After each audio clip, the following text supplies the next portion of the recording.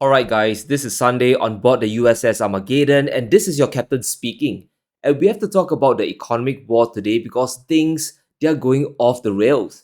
Now, the big sell off in the markets could get worse because what the US is doing just doesn't make sense anymore. The Biden administration is doing all they can to escalate everything before they get fired. Now, it's less than 10 days until the second coming of Trump, and this is both exciting and terrifying at the same time. But what Biden just did is going to make it hard for Trump to backtrack on virtually everything. Now, more importantly, it's going to accelerate decoupling and hit Western economies harder than they expect. Now, he added two Chinese tech giants into the US blacklist. Tencent and CATL are now labeled as Chinese military companies. And this is weird because how are these companies related to the military? Tencent is the world's largest gaming publisher, and CATL is a battery manufacturer. They provide EV batteries to companies like BYD and even Tesla. But it seems to the Biden administration, at least, everything can be classified as dual use goods, even video games.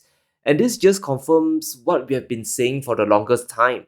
The US economy will decouple with Beijing across all sectors. The old playbook of globalization, where companies could freely trade with each other with Chinese firms, is about to end. And as you can guess, this would be bad for all sides. Now, sure, revenues for Chinese companies will fall if they are banned from the US, but American industries will get well up as well. Everything will have to go domestic, thereby pushing up production costs. 134 Chinese companies are now affected. This blacklist just got bigger with four Chinese giants worth almost $1 trillion. But look carefully at the industries affected. Tencent is technology, China Mobile is the Chinese telecommunication giant, CATL is the world's biggest EV battery supplier, and CNOOC is China's oil major. CNOOC is a major importer of oil from the world, and they also export refined products as well. Now, being on the US blacklist isn't a joke, it's downright frightening because you can get potentially cut away from the world. There are no direct sanctions yet, and the key word here is yet, but one can imagine that could change very soon. We know Trump is the king of tariffs, and this gives him economic ammunition. He could always weaponize the blacklist and tariff any country dealing with these 134 Chinese firms. And if you're classified as a military company, what do you think is the next step? And that's why Chinese stocks they've fallen back into bear market territory, dropping by 20% from the October peak. Now, what the US just did was target not just Chinese companies, but China's equity markets as well. If Chinese companies can't access the US or even G7 markets, revenue will come down, and that discourages investors from buying their stocks. And where does the money flow to? It enters the US market. But all these are just the short term incentives. It really looks good on paper, and it does remind the world of US hegemony, who's really in charge, at least in the short term. But long term, it's going to undermine their economy. And let's take CATL for example. The EV battery supplier has an enormous reach globally, and it's not even close here. The company is the biggest EV battery maker not just in China, but the entire world. And this company alone makes more batteries than Japan and South Korea put together. That's how massive their market share is. Now, how will the EU take this piece of news? And if Trump decides to weaponize the blacklist and sanction Europe from dealing with CATL, well, it's going to be very devastating. Now, the company is moving to build a 4 billion euro plant in Spain with Stellantis, and the US could always sanction Europe if they deal with this company. Then it's game over for the future of EVs in the EU. Would Europe comply? Will Spain destroy their economy for the US? Because if they do, the only route left is to buy expensive batteries made in the US. EV prices in Europe could easily double and make the entire industry unviable. They can just forget about exporting to the world at that point. Now, the former Singapore diplomat Kishore Mobani made it crystal clear on what would happen and how this really isn't good for the US as well. Punishing Chinese companies has consequences. America won't just be decoupling from China, they will be decoupling from the rest of the world too. Making an EV isn't cheap. 30 to 40% of the car's price tag comes from just the battery alone, so cheap batteries are necessary to lower production costs. If EU countries intend to sell affordable cars back home or somehow export it to Asia, they must rely on Chinese lithium batteries. There can be no alternative here. By 2030, China's dominance of global battery capacity will be complete. CATL, BYD, and other Chinese brands will produce nearly 70% of batteries in the world. The US will produce less than 15%, and those will be at a higher cost. And if the world listens to US sanctions, their future of EV production would collapse in a hurry. Now, in contrast, this will help Chinese EV companies. Exports from BYD to the world they will explode because there's no competition left thanks to US sanctions. So Biden he has set the trap for Trump, and if Trump walks into it, it would force the world to move away from the US and not really China. It would backfire and erode US influence and economic power even more than before.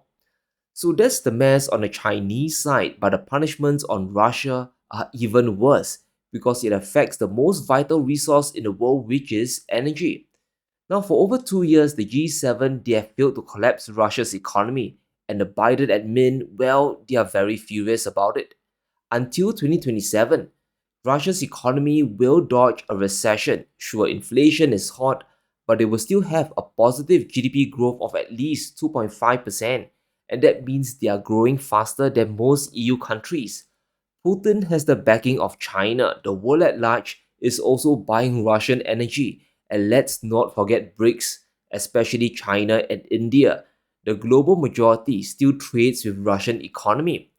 What the US is trying to do is quite futile, but then again, what do you do when something doesn't work? You keep trying the same thing again and again, and that's Biden's economic policy for you. The US Treasury has imposed the most sweeping set of sanctions on Russia's oil production and exports, and the list is exhaustive, punishing Gazprom Neft and other oil suppliers, targeting 180 shipping vessels, oil traders, service providers, insurance companies, they are also targeted. Now, the attention was the same as before. You choke revenue flowing into Russia to collapse Putin's economy, to knock out the war machine.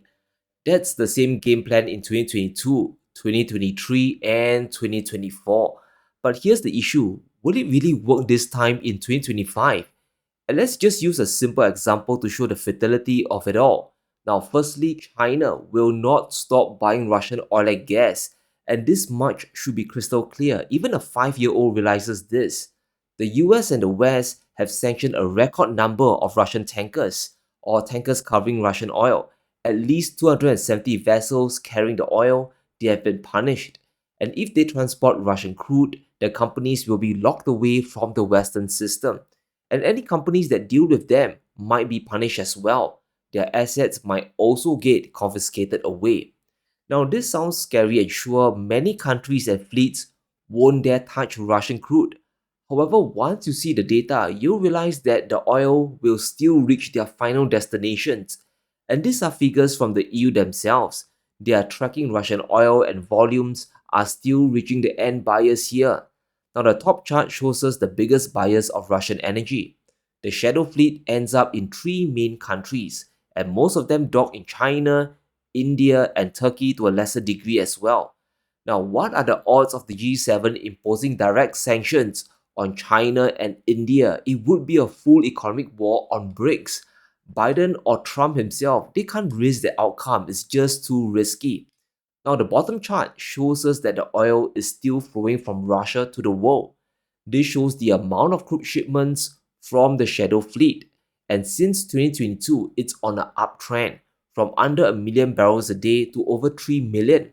And that's a 300% increase, which is a clear sign that the sanctions aren't really working. While the sanctions won't really hurt Russian revenues, it's going to damage economies around the world because oil prices they are really heading up. This is why everyone is in trouble. Brent has gained nearly $3 a barrel. That is an increase of 3.7%. US crude has also increased by over 260, an increase of 3.6%. So the price of energy is going to rise in the weeks ahead, And if your power bills go up, well, you kind of know who's to blame here. Countries that import a ton of energy, they are going to hurt. The EU, which has an energy crisis, is going to feel the pinch the most. The process of deindustrialization will continue to get worse and worse. If the US squeezes ships carrying Russian oil, the first vessels to fold would be the G7, and there are still Western ships ferrying crude from Moscow to Europe and the rest of the world. In November last year, 30% of ships carrying Russian crude were either from the EU, G7, or Norway. The majority belongs to China or the UAE, and these are BRICS countries.